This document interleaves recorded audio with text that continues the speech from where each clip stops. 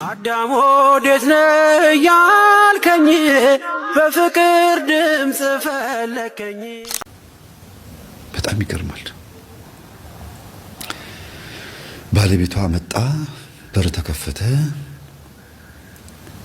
መኪናውን ጥጋ ሲያዘ አንድ የቀረችው መኪናው ነች እንግዲህ አለኝ የሚላት ጓደኛው ማለት ነው። እና መኪና ውስጥ ሆኖ ቁጭ አለ። በቃ እዛው አልወረደም። ለምን ከገባ ነገር እንደሚላትና ችግር ውስጥ እንደምትገባ አውቋል። ግን ደግሞ አሁን የሆነ የገባው ነገር አለ። የቤት ሰራተኛዋ ደውላ ትነግረዋለች። እንግዲህ ለዚህ በጣም ጥሩ ነገር ነው። አንዳንድ የቤት ሰራተኛ ለመጥፎ ነገርም ሲሆን ይተባበራሉ፣ ለጥሩም ሲሆን ይተባበራሉና አሁን ያለችበት ሁኔታ ኢቭን ጸሎት ክፍል ነች ብላ ስለነገረችው መጥቶ ገብቶ ግቢ ውስጥ የተቀመጠው ከጸሎት ክፍል እንዳትወጣ ስለፈለገ ነው።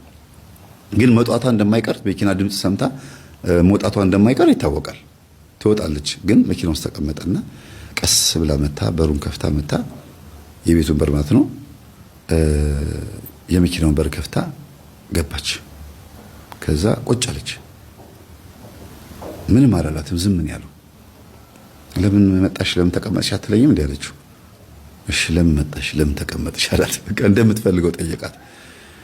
እስከ መቼ ድረስ ነው የኔ ባሪያና አሽከር ሆነህ የምትኖረው? መቼ ነው ባል የምትሆነው? መቼ ነው እንደ አባት እንዳባወራ የምትቆጣውና የምትመታኝ አለችው። እና ላለስሽ እንዲያውን ታለ ልበልሽ ጊዜ ደስ ይለኛል።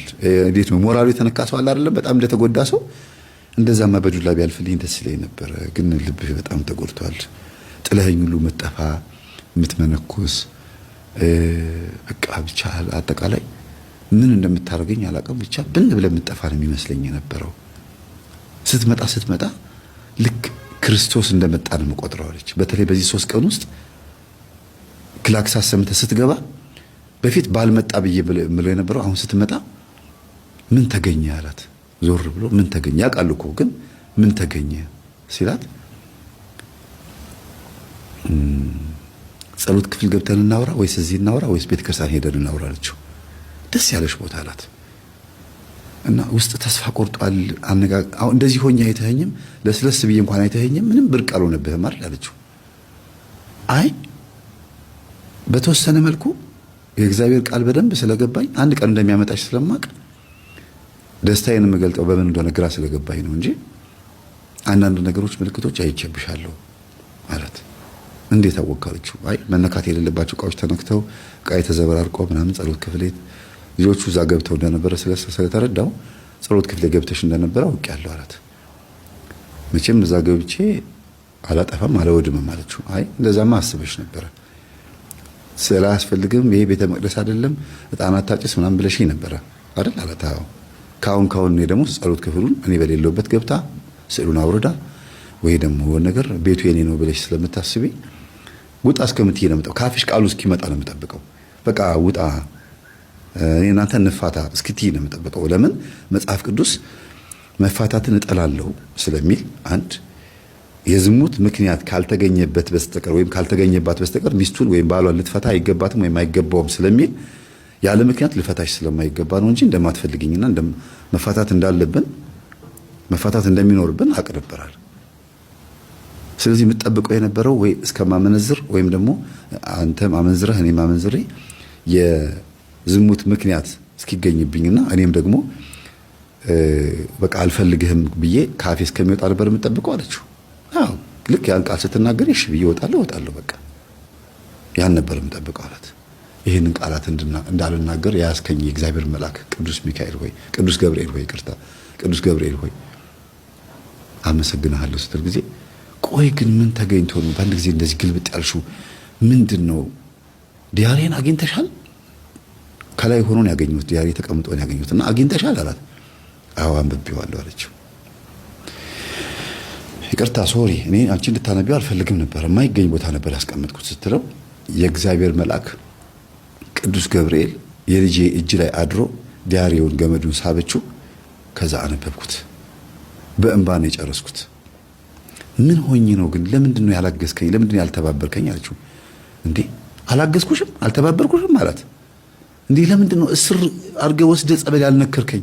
ለምንድን ነው በቃ እንደ አባት እንዳባወራት ተቆጥተህ በኃይል ምናምን ለምንድን ነው የሆነ በቃ ከበድ ያለ ነገር ያላደረግከው አለችው። እንዴ አንቺ ነሽ አድርገን አላት። አዎ በዚህ ታምኛለሽ አላት። በቃ መሆን ነበረበት፣ እንደዛ መሆን ነበረበት። ሴት ልጅ ከልክ ስታልፍ እንደዚህ ቢያንስ አንዳንዴ እንደዚህ ያስፈልጋል አለችው። እስቲ ታምኑበታላችሁ? እውነት ነው። አንዳንዴ እንደዚህ ያስፈልጋል። እንደዛ የሚያስፈልግበት ጊዜ አለ። በዱላ እውነት በትክክል ዱላ ቢሆን ኖሮ አህያ ሰው አትሆንም ነበር። አህያ እንደ ሰው መኖር አትጀምርም። እስካሁን ስንት አይነት ፎቅ በሰራች ነበር። በዱላ ከሆነ መንገድ የምናሳያት አይምሮ በዱላ ቢሆን ኖሮ የሚሰራው ማለት ነው። እና በጣም ገርሞት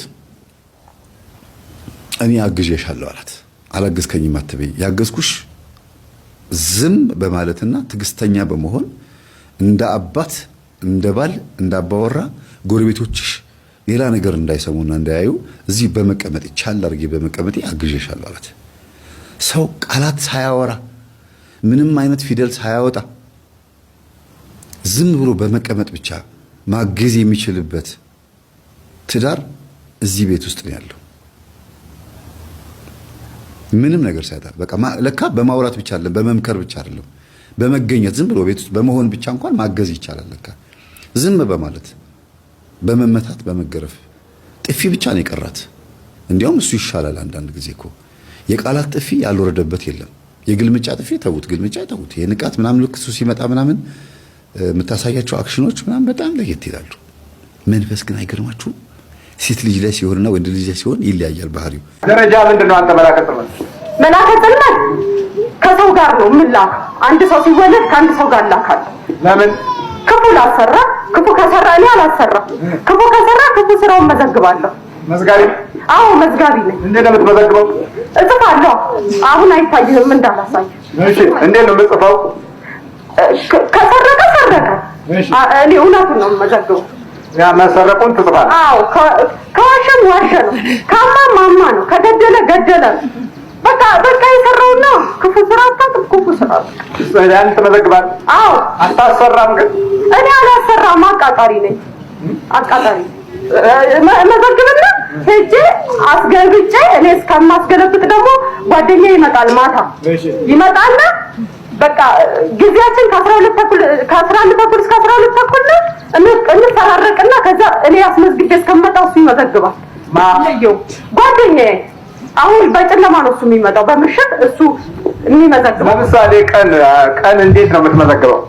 ቀን የሰራውን ሁሉ አሁን ለምሳሌ ቀን ቢጸልይ እኔ አልመዘግብም። የሚመዘግብለት አለው መሰለኝ። እኔ አላውቅም። እኔ አላውቅም፣ ስለ ቅዱስ ስራ አላውቅም። አይ አይደለም። ቢሰግድም አልመዘግብም። ለምን አልመዘግብም? እኛ ጋር የጠንቋይ ቤት ምናምን ከሰገደ መዘግባለሁ። ጠንቋይ ቤት ሲሰግድ ትመዘግባለህ? አዎ መዘግባለሁ። ጸለይ ሲሰራ ትመዘግባለህ? መዘግባለሁ። ግን ወደ ጠንቋይ ቤት አትገባም? እገፋለሁ። እንዴ እሱማ ስራዬ ነው፣ እገፋለሁ። ልብ ውስጥ አድርና ስራ ሂድ በቃ ቤተክርስቲያን ሲሄድ ምን ያደርግልሃል? ቤተክርስቲያን ይደክምሃል፣ ይታክትሃል። ተኛለሁ፣ ደርብለታለሁ። በቃ ደርብለት። አዎ።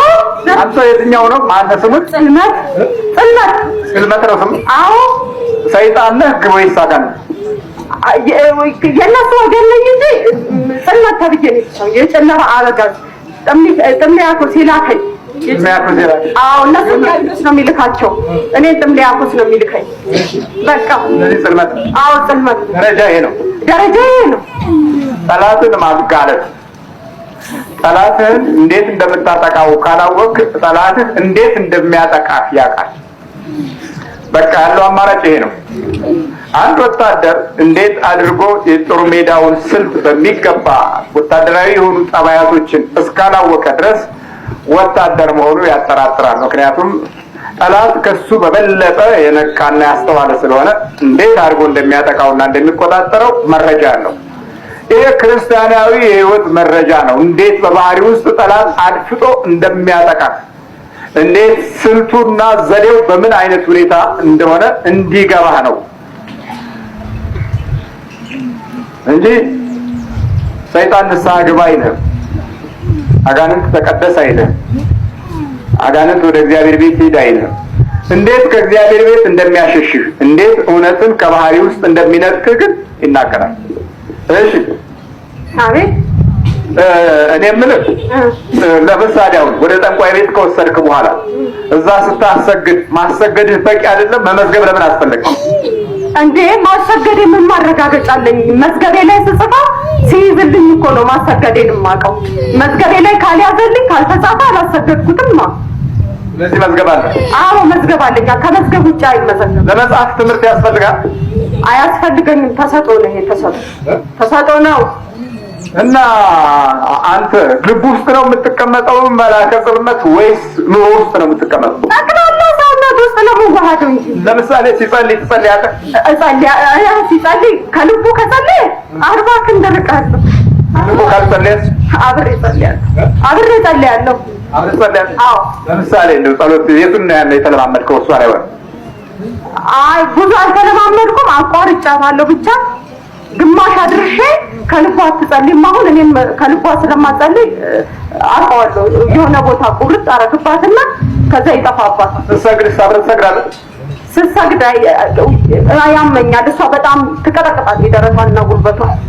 ለዛ ያቃጥለኛል። እርግጥግጥ ነው የምታደርገኝ። እኔ ቆሜ እጠብቃታለሁ። ቆሜ ትጠብቃለህ? እና የምትጠብቃት ቤተክርስቲያን ላይ 40 ክንድ ርቄ ልቧ ውስጥ ተዋሃድኩና እሷን አስመስዬ ይዣት ውልቅ በቀላሉ አትያዝም ነበር? እኔ ተይዤም አላውቅም። ተይዤ አላውቅም። እኔ ምን አግብቶኝ እዚህ ስራ ውስጥ እኔ ተይዤ አላውቅም። አንድ ጊዜ ብቻ ተይዣለሁ። ተይዤ አንድ ጊዜ ተጻፈብኝ። ቅዱሳን ያዙኝና ጻፉብኝ። የምሰራውን ስራ አስለፍልፈውኝ ጻፉብኝ። የዛሬ ስንት ሺህ ዓመት ዛሬ አይደለም ጻፉብኝ። ድሮ ነው? ድሮ ነው። ዛሬ በምን ላይ ተጽፎብሃል? ምን ላይ ነው የተጻፈው? ታነቡብኛል ያነቡብኛል እኮ። ምን ላይ ነው የተጻፈው? መንገደ ሰማይ ላይ።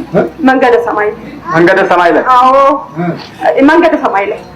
እሱን አያነቡትም። አልፈው ሌላ ነው ጸሎት የሚያደርጉት። ይዘውት ሁሉም ይዘውታል። መንገደ ሰማይ ላይ መያዝ ያረጋግጣል? አዎ እዛ ላይ ያለው እንጂ በቀላሉ አትያዝም? አልያዝም። እንዴት ነው አካሄድህ? እኔ አካሄዴ ማሰናከል፣ በቃ ማሰናከል፣ ማሳሳት። ከቤተ ክርስቲያን አትሂድ እለዋለሁ። ጸሎት ምን ያደርጋል? ይደክምሃል አለው። ቁጭ አረግና እንዳይጸልዩ ጉልበታቸውን አብረከርካል። ከዛ ሲደክማቸው ጸሎት እንዴት ቁጭ ብዬ ጸልያለሁ ብሎ ይተዋሉ። እዛ ግን ሲያብረከርካት ጌታ ወይ አንተ የምታውቀው የለምና እኔ ቁጭ ብዬ አመሰግናለሁ፣ ይሄ ዲያብሎስ ስራ ነው ብሎ ቁጭ ብላ ታነባለች። ኮስሞቲክስ የምትቀቡ እናቶች አንደኛ ልጆቻችሁ ፊት አትቀቡ። ከተቀባችሁም አርቁት፣ የምታስቀምጡበትን ቦታ ባትቀቡት ይመረጣል። ለምን? ኮስሞቲክስ መቀባት ማለት በሶስት ከፍለን ነው። አንደኛ ይሄንን ካልተቀባሁኝ አላምርም፣ ይሄንን ካላጌጥኩበት፣ ይሄንን የሚያክል ትልቅዬ ብረት ካላንጠለጠልኩኝ፣ የሬሳ ፀጉር ካላደረኩኝ፣ ይሄንን እንደዚህ ካላረኩኝ አላምርም ብሎ በራስ አለመተማመን ነው የመጀመሪያው። ለመዋብ ይመስላል፣ የበለጠ ለማማርም ይመስላል። በጣም ቆንጆ የሚባሉ ሴቶች ራሳቸው እዚህ አይናቸው ስር እዚህ አካባቢ ሻዶ ነው የምትሉት አይደለም? እንዲያውም አይነ ጥላ የሚለውን በእንግሊዝኛ የተረጉመዋል ሲጻፉልኝ፣ አይነ ጥላ የሚለውን በእንግሊዝኛ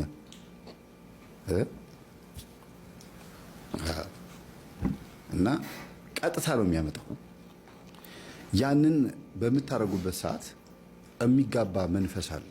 ሁልጊዜ ነው የምናገረው፣ ኮስሞቲክሶች መናፍስት ይስባሉ። መጽሐፈ ሄኖክ ምዕራፍ 2ን ሙሉ ስታነቡት የምንዝር ጌጥ፣ የእጅ አምባር፣ የእግር አልቦ፣ አይን መኳልን፣ ቅንድም መቀደምንና እንሾሽላ መሞቅን የምንዝር ጌጥንም ጭምር ማድረግን ያስተማረው አዛዝኤል መንፈስ ነው ይለዋል። ይህ አዛዝኤል የሚባለው መንፈስ ደግሞ እዚህ አሁን ባለንበት ሰዓት ጠቋር ነው ይባላል። ጠቋር ደግሞ የትዕቢት መንፈስ ነው፣ የመኮፈስና ይሄ ራስን ጅንን የማድረግ መንፈስ ነው። ኮስሞቲክስ የተቀቡ ሴቶችን ተመልከቷቸው። ስትናገሯቸው የሚመልሱት መልስ፣ ተው ስትሏቸው እሺ አይሉም እኮ። እንኳን ሻጮቹ ለገንዘብ ነው። የሚቀቡት ሰዎች ራሳቸው ትክክል እንዳልሆኑ፣ ይሄ ነገር ሃይማኖታዊ ስርዓት እንደማይፈቅደው በትህትና ስትነግሯቸው የሚያመጡት ሀሳብ የሚናገሩት ንግግር የመጽሐፍ ቅዱስ ጥቅስ እንኳን ብታሳዩቸው ትዕቢታቸውን ነው የሚያሳዩቸው። እና ጫት ለመቃም ምን ይባላል አንዳንድ ጊዜ ጫት ቃም ተብሎ ጥቅስ ሳይጠቀስለት መቃም ጀምሮ ተው ሲባል ግን ጥቅስ ይፈልጋል አይደል የሚባለው። ሲጀምረው ጥቅስ ያለ ጥቅስ የጀመረው ሲጨርሰው ግን ወይም ደግሞ ተው ሲባል ግን ለምን ተቀባኸው፣ ለምን ይሄን ነገር ለምን ትቀበያለሽ፣ ይሄ እኮ ጥሩ አይደለም ሲባሉ ለዛ ነገር ጥቅስ ይፈልጋሉ። ወይም ደግሞ እግዚአብሔር እኮ ምናምን ብሎ የልብን ነው የሚያው ምናምን ብሎ የሆነ የራሳቸውን ሃይማኖትን ህግ ለመመስረት የሚሞክሩ ሰዎች አሉ። ባነጋገር በምናምን ተሸፍነው በቃ መናፍስትን ይስባል። ይሄው ተሞክሮ ጸበል ቦታ ላይም እንደዚህ የሆኑ ሰዎች አሉ ተብሎ እንኳን እያሳዩአቸው የምንዝር ጌጥ ነው እየተባለ ጥቅስ እየተጠቀሰም እንኳን ይሄ እኮ የተነገረው ለእንትን ነው ይላሉ። ለምን ከስጋው ጾመኛ ነኝ ከመረቁ ስጡኝ አይነት ነገር ይሄ ለራስ የማመቻመች ነገር አለ አይደል?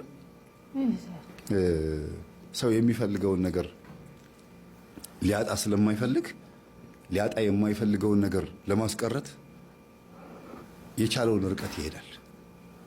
ግን አያዋጣውም። ያውቃል እኮ ደግሞ ልቡ ያውቀዋል።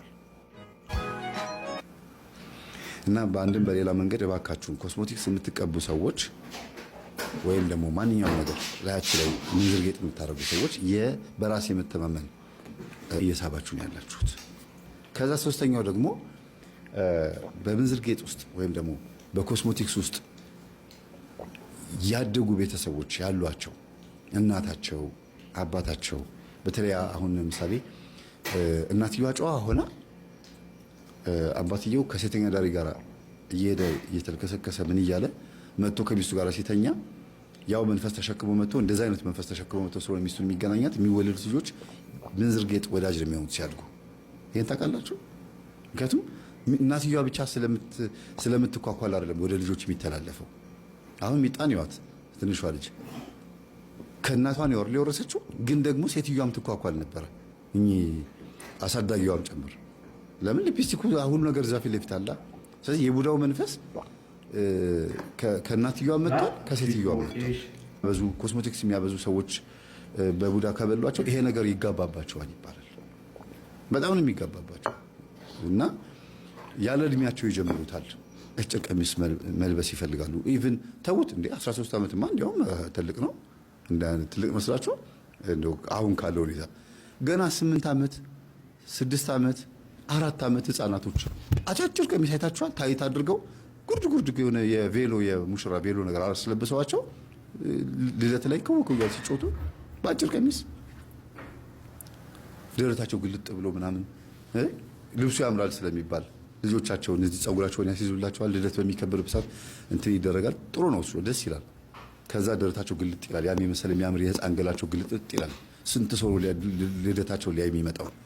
ከዛስ እያደጉ ሲመጡ አጭር ቀሚስ ወዳጅ ይሆናሉ። ቀሚስ ትተው ሱሪ ነው የሚወዱት። በልጅነታቸው ስለ ሱሪ ብዙ መከራከር አያስፈልግም፣ ግን ቀሚስ እየወደዱ መምጣት አለባቸው።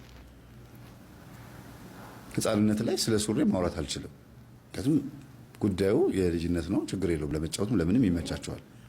ሲያድጉ ግን ቀሚስ ለባሽ መሆን እንዲችሉ አድርጎ ማሳደግን የመሰለ ነገር የለም። የአጭር ቀሚስ እያደገ ይመጣል። እያደገ ቀሚሱ ሳይሆን የሚያልቀው የአጭር ቀሚስ የመልበስ ፍላጎት ማለት ነው።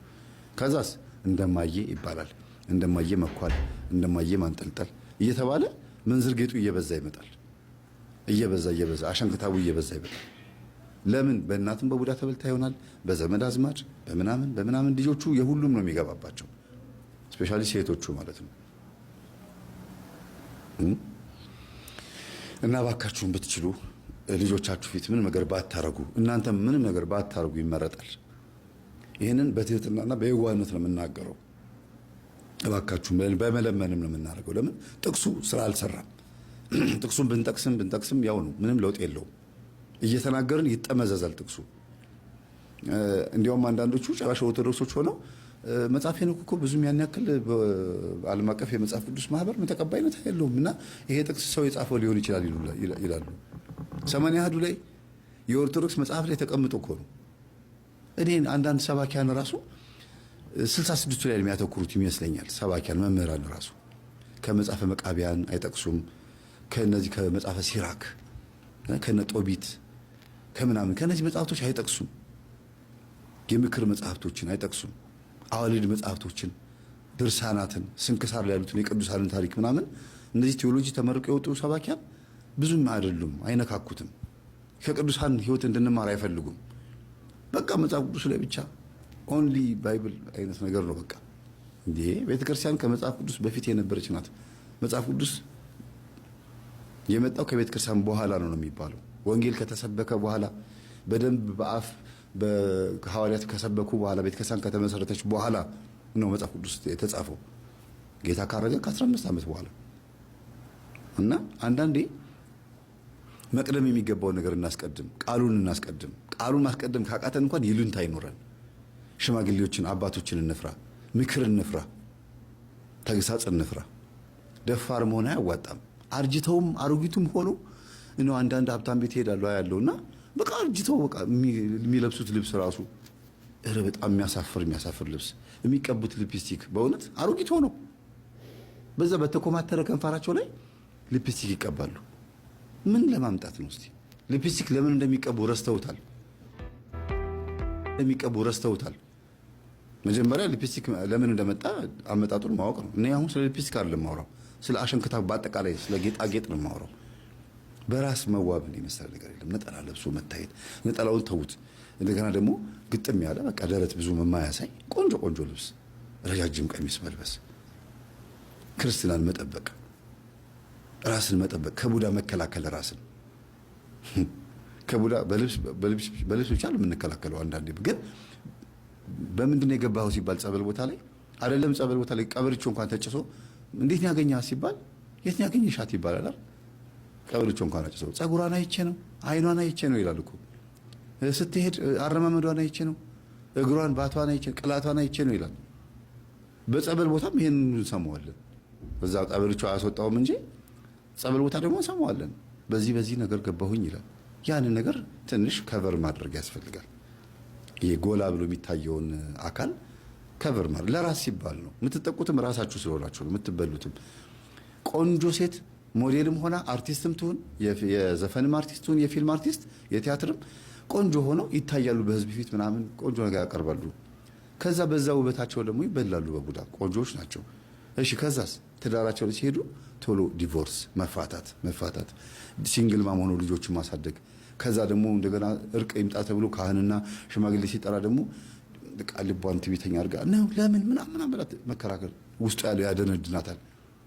እንዲያከብራት ትፈልጋለች። ከየት አምጥቶ ያክብራት? ከማን አምጥቶ ያክብራት? እሷ ውስጥ ያለው ነው እኮ መጀመሪያ እሱ ጋር ሄዶ እኮ እንዲንቃት ያደረገው። ያስበላችሁ ራሷ እኮ ነች።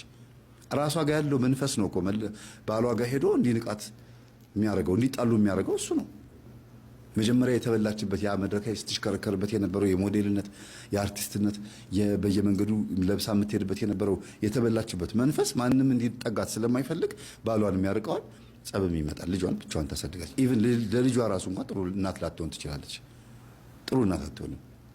ወልደው ልጅ እንደሌላቸው ሆኖ እንደገና መልሰው ቅብጥብጥ የሚሉ ሚዲያ ላይ እንደፈለጉ መሆን የሚፈልጉ ትዳርም ኖሯቸው ሲንግል ማምም ሆነው ትዳር ባይኖራቸውም ግን ከወለዱ በኋላ ልጅ እንደሌላቸው ሆነው እንደ ቲክቶክ ላይ ኢንስታግራም ላይ ዩቲዩብ ላይ ምናምን እንደገና እንደ አዲስ መጨፈር ናይት ክለብ ሄዶ መፈንጠዝ ምናምን የሚያምራቸው አሉ። ገና አልጨረሱትም። ለምን ውስጥ ያለው አልጨረሰም። አይጨርስም መቼም ይዞ መሄድ ነው የሚፈልገው እሱ ሲኦል እኮ። ግን ገና እነሱ ራሱ ለሱ ነገር ተገዢ ናቸው። ስሜታቸው ገና ነው። እውቀትም ገና ነው። ለዚህ እኮ ነው ሆሴ 3:4 ላይ ህዝቤ እውቀት ከማጣቱ የተነሳ ጠፍቷል፣ የማያስተውል ትውልድ ይገለበጣል ይላል። ከምን ከነጭ ወደ ጥቁር ነው የሚገለበጠው መቼም አይደል? የሚያስተውል ደግሞ ከጥቁር ወደ ነጭ ይገለበጣል። ህዝቤ እውቀት ከማጣቱ የተነሳ ጠፍቷል። ወዴት ነው የጠፋው? ከቤተ ክርስቲያን ወጥቶ ጠፍቷል። ከራሱ ወጥቶ ጠፍቷል። ከቤተሰቡ ወጥቷል። ከትዳሩ ጠፍቷል። በቃ ከእግዚአብሔር አይን መቼም አንሰወርም እንጂ ከህይወት ጠፍተናል። እና እባካችሁ እህቶች፣ በተለይ ፌመስ የሆናችሁ ዝነኛ የሆናችሁ በጣም ትልቅ ቦታ ላይ የምትገኙ በፌመስነት በዝናን ያልኳችሁ በእውቀት በምናም ላይሆን ይችላል። ያው መታወቅና ማወቅ ይለያያል አይደል? አዋቂ ሆኖ ዝነኛ መሆንና ታዋቂ ሆኖ ዝነኛ መሆን ይለያያል። የ5 ደቂቃ ዘፈን ለቆ በጣም ፌመስ የሚሆን ይኖራል። የማይረባ ሙዚቃ ተውትና ቲክቶክ ላይ የማይረባ የሆነ ፌመስ የሚሆን ሰው ሊኖር ይችላል። ምናልባት ግን ይሄ ሰው መጽሐፍ አንብቦ ላይሆን ይችላል። በዛ ይሄዳሉ፣ ይሞኛሉ፣ ይሸወዳሉ፣ በጣም ይታለላሉ። አርቲስቶችም ልክ እንደዛ ናቸው።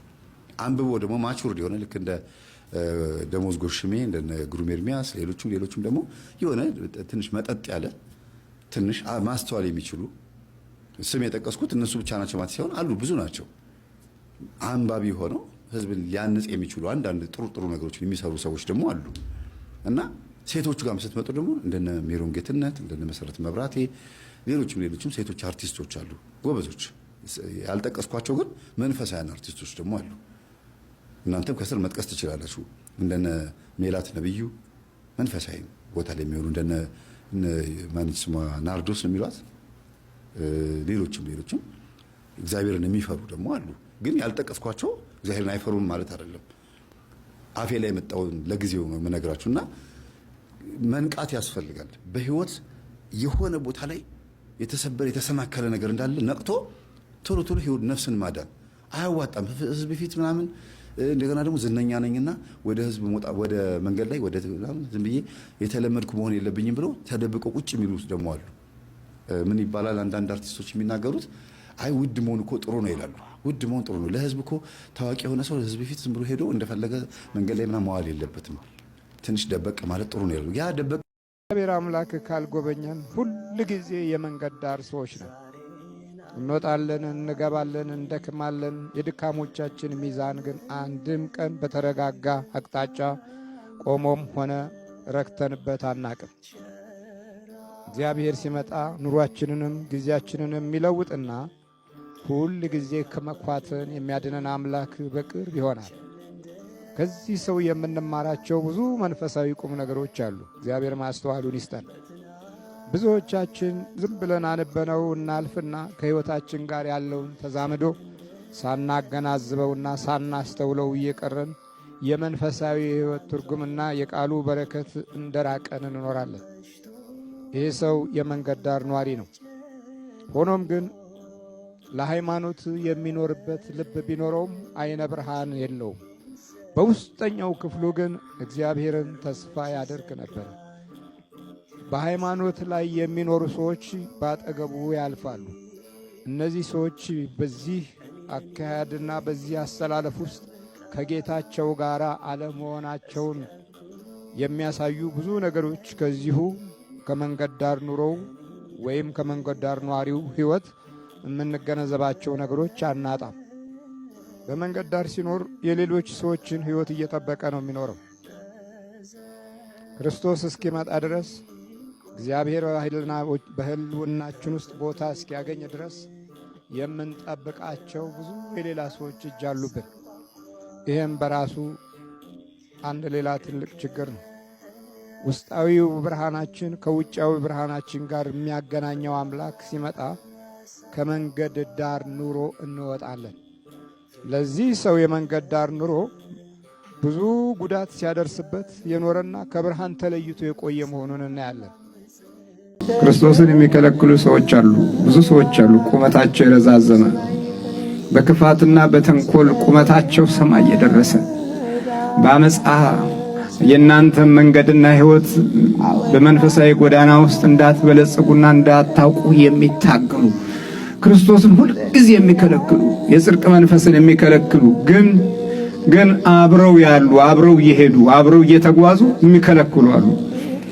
ክርስቲያኖች ሆነው በክርስቶስ ተጠምቀው ከአረማውያን የከፋ ድርጊትና ባህሪ ያላቸው ሁል ጊዜ የተንኮል ኑሮንና ቋንቋን የሚናገር ድምፅ ያላቸው እግዚአብሔርን የሚከለክሉ ግን ቁመታቸው ሁሉንም ነገር የሚሸፍን ዘኬዎስ ሕዝቡ ነበረ ክርስቶስን የከለከለው።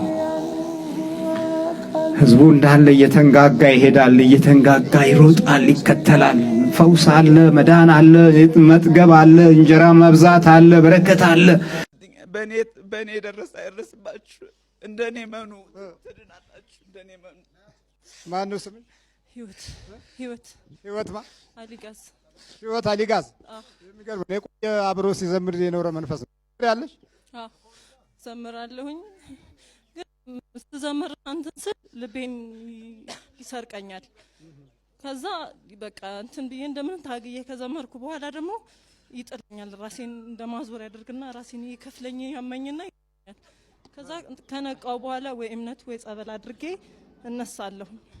ከዛ ይሄ መንፈስ አለ ማለት ነው፣ የአይነ ጥላ መንፈስ ነው እንደሚያደርገኝ ያልኩኝ ብዙን ጊዜ ይታገለኛልና አሁን በቃ እርሶ ጋር መከታተል ስጀምር አሁን 2 አመት ከ6 ወር ሆኖኛል እርሶ ጋር ስከታተል። ከዛ እንደዛ እርሶን ባስተማሩኝ እንትን በመሄድበት ሰዓት ላይ ሌሊት ላይ እንቅልፍ አይለኝም። ሌሊት በቃ እኔ ነኝ እንዲመሆን የማደርግሽ የነበርኩ እኔ ነኝ ሲለኝ አይነ ጥላ መንፈስ ነው ማለት ነው እያልኩ ስቀጠቅጠው የቤተሰብም እኮ አለሁኝ ይለኛል። የቤተሰብም አለሁ አይነ ጥላም አለው ጠቋርም ነኝ እያለ እንትን ይለኛል። ዳይሬክተር ነህ? አዎ ምክትል ዳይሬክተር ነኝ። የሚገርም ነው። በፊት እንዴት ነው አእምሮህና ከዚህ ከመተቱ በኋላ ያለው ነገር? እኔ አሁን በጣም በቃ ይሄ ጭንቅላቴ ራሱ ለቆኛል፣ ሁሉ ነገር ለቆኛል። ክብር ምስጋና ይግባት ለመብርሃን ለቅድስት ድንግል ማርያም። እልል ብላችሁ አመስግኑልኝ። እኔ በጣም ደስ ብሎኛል። እኔ አባቴ ስፈልገውት 2003 ራሱ የካ ሚካኤል ይባል ይኖራሉ ተብዬ ሲሄድ ተረብሼ ተመለስኩኝ። እኔ ስፈልገውት ነው የኖርኩኝ። አባቴ የት ሀገር ነው የመጣኸው? እዚሁ ነኝ፣ አዲስ አበባ ነኝ ያለሁት። እዚሁ ነው የምኖረው። እና ማግኘት አቃተህ? አይደለም እመጣለሁኝ፣ እረበሻለሁ። ባለፈው መጥቼ እንደዚህ ውጭ ልሄድ ነው እያሉ ጭንቅላቴን በቃ ብጥብጥ ሲያደርጉት ምንም ስረበሽ ጊዜ እዚህ ጋር ደርሼ ተመለስኩኝ። ውጭ ሊሄዱ ነው እያለ ጭንቅላቴ። ታዲያ ምን ችግር አለው? ያው እኔ ምንም አላውቅም። በቃ እዚህ ደርሼ ዝም ብዬ እመለሳለሁ። ዛሬ ግን ክብር ይግባ አባቴ፣ እድሜ ይስጦት። እኔ ድኛለሁኝ። ክብር ምስጋና ይግባት። እልል ብላችሁ አመስግኑልኝ። አርታይዙ። አሜን አባቴ። መዝሙር ልታወጪ ነበር፣ አቃጠልሽው። ለምን አቃጠልሽው? አዎ ብዙን ጊዜ ማለት ተስፋ ቆረጥኩ በቃ። እና አንዳንዴ ክርስቲያን ተስፋ አይቆርጥም የሚለውን ነገር ይዝና ግን ምን እንደሆነ አላወቅኩትም፣ አቃጠልኩት። ካቃጠልኩት በኋላ የሆነ ጸጸት ነገር አደረብኝና ግጥሙን እንኳን ለሰዎች ሰጥቼ ቢዘምሩት ምን ነበረበት የሚለው እንደገና ተመልሼ ማልቀስ ጀመርኩኝ። ግን ምንም ያን ነገር ልመልሰው አልቻልኩም። በዛ አለፈ። ያው ማይሆን ህይወት ውስጥ ሁሉ ከቶኝ ስለነበረ ሌላ በረሃ ውስጥ ወስዶኝ ወደዚህ ወደ ትግራይ ውስጥ ሱና የምትባል አካባቢ ላይ እዛ ሁሉ ሄጄ ብዙ ነገሮች ደርሶብኝ ከዛ በኋላ እንደገና ተመልሼ ኪዳነ ምሕረት እንጦጦ ኪዳነ ምሕረት መጥቼ እዛ ጸሎት ሳደርግ ነው ነገሮች ሁሉ እየተከፈቱልኝ መጥተው እግዚአብሔር ይመስገን ለዚህ ሁሉ ድል በቅቻለሁኝ። እግዚአብሔር ይስጥልኝ አባት። ዝም ብለሽ ነው ያቃጠልሽው? አዎ ዝም ብዬ ነው ያቃጠልኩት። መዝሙሩን? አዎ በቃ ተለማመድሽው? አዎ የተለማመድኩትን ሰበሰብኩና በቃ ካወጣሁትና ዝም ብዬ ያቃጠልኩት። ራስሽ ነው ያቃጠልሽው? እሱ ነው ያቃጠለው? በቃ በውስጤ የነበረው ምን ነበረ ያቃጥሉ የሚል ነገር አለ በውስጤ ይወጣል እና እንዳቃጠለው ግፊት ነበረው። ያው የሱ ኃይል ነው እንግዲህ ገፍቶም ለዛ ነገር የዳረገኝ። አሁን ካወቅኩት በኋላ ግን ያው እንጦጦ ኪዳነ ምሕረት ሆኜ ካወቅኩት በኋላ ብዙ ነገሮችን ለማጥፋት ይፈልጋል። ሌላው አይደለም ኪዳነ ምሕረት የሰጠችኝ ስጦታ ልጅ አለችኝ። እሷን ራሱ አሁን እገልብሻለሁ ሁሉ የማለት እንትን ሁሉ ነበረው። ላንቃብሻለሁ ትምህርት ቤት ራሱ ስትሄድ በቃ ጤነኛ ሆና ትመጣለች፣ አትጠብቂያትም፣ ወድቃ ታገኛታለሽ፣ እንዲህ ታደርገሽ ታገኛታለሽ ይለኝ ነበርና በዛ በኪዳነ ምሕረት ኃይል ግን ሁሉን እግዚአብሔር ይመስገን እዚህ ደርሼ ልጄም ደህና ሆናልኝ። የ5ኛ ክፍል ተማሪ ሆና እግዚአብሔር ይመስገን አለችልኝ። ግን ብዙ ያደርገኛል። ያው ትግሉ አለ እንደ ሰውነታችን ደካማነት መጠን ደግሞ ደከም ስል እሱ ይበረታና ሲበረታ ጥፋቶች የተወሰኑ ጥፋቶች ካጠፋ በኋላ ደግሞ ተመልሼ እሱን ልቀጣ ስገባ መንገዶች ሁሉ እየተስተካከሉልኝ እየመጡ ናቸው። በፊት ትፈሪው ነበር? አዎ በፊት ፈራው ነበር። ለምን እንዲወጣል ብዬም አልገምተውም ነበር። በፊት የነበረኝ በራሱ እንትን የነበረኝ ራሱ መንፈስ ያለበት ሰው ይድን አይመስለኝምም። ሲድንም እያየሁትም አልነበረም። ለምን ሌላ ነገሮች እየተጨማመሩ እየሰፉ ስለሚሄዱ በተለያየ አካባቢ ላይ ሲሄድ ጸበል ላይም እንደዛው ጨምሬን የገባሁት እያለ ሲናገር ስለምሰማው ድኜ እኔ በህይወት እቆያለሁ የሚለውን ነገር በእኔ አላስበውም ነበር በፊት። ከእርሶ ትምህርት በኋላ ነው በቃ ጥንካሬውንም እውቀቱንም የበለጠ እውቀቱን አዳብሬ ጥንካሬውን ይዤ ያለሁት በእርሶ ትምህርትና በማለዳ መያዝ የሚለው መጽሐፍ አብዛኛውን ትልቅ ትምህርት ሰጥቶኝ ጠንክሬ ራሴንም ወደ አንድ አቅጣጫ አምጥቼ ወደ ስጋው ደግሞ እግዚአብሔር ይመስገን በእርሶ ትምህርት እዚህ ደርሻለሁ። በርቺ በይ። መሮታል፣ መሮት ነው አሁን እሺ አባቴ እግዚአብሔር ይስጥ። የሚገርመው ዘማሪ ነኝ አለ። ዘማሪ መንፈስ ሰይጣን ነው የሚያለው። አብሬሽ እዘምራለሁኝ እኔም እኮ መንፈሳዊ ነኝ ይለኛል። እና እንዴት አንተ የእሳቱ ኃይል አያቃጥል የቃሉ ኃይል አያቃጥልህም እንዴት አብረኸኝ ትዘምራለህ ስለ ምን ችግር አለ? ተመሳስዬ መኖር እችላለሁ። እኔም በእያንዳንዱ ላይ እኮ ተመሳስዬ ነው ያለሁት፣ የሌለሁበት የለም። ስለዚህ መሳሰላለሁኝ፣ መንፈሳዊ መስዬ እኖራለሁ። ካላወቁኝ ካልጠነከሩብኝ ይዣቸው እኔም እኮ ሲኦል ወርዳለሁ ይለኛል። በዚህ ሲለኝ እኔንማ ይዘኸኝ ሲኦል አትወርድም፣ በእግዚአብሔር ኃይል ተቃጥለህ አንተ ሲኦል ትወርዳለህ ራስህን ችለህ ነበር እምለው አባ። ወይ በርቺ። በደንብ እየተሟገታችሁ ነበር ማለት ነው። በጣም ትግሉ በጣም ሰፋ ያለ ትግል ነው። በብዙ አይነት መንገዱ መጥቶብኛል። በመስሪያ ቤትም በሰው አካልም እየመጣ በብዙ እየተፈታተነኝ ነው እና ሲፈታተነኝ ከረመ። ሆስፒታል ሁሉ ሊያስገባኝ ፈለገ። እግዚአብሔር ኃይል ግን ልጆቹን ይጠብቃልና አያስገባም። ለዚህ አብቅቶኛል። በርቺ በርቺ። ያው መጠንከር ነው። አዳም ወዴት ነህ ያልከኝ በፍቅር ድምፅ ፈለከኝ። አልብሰኛል ነጩን ልብስ እወድሃለሁ ኢየሱስ አከብረሃለሁ ክርስቶስ።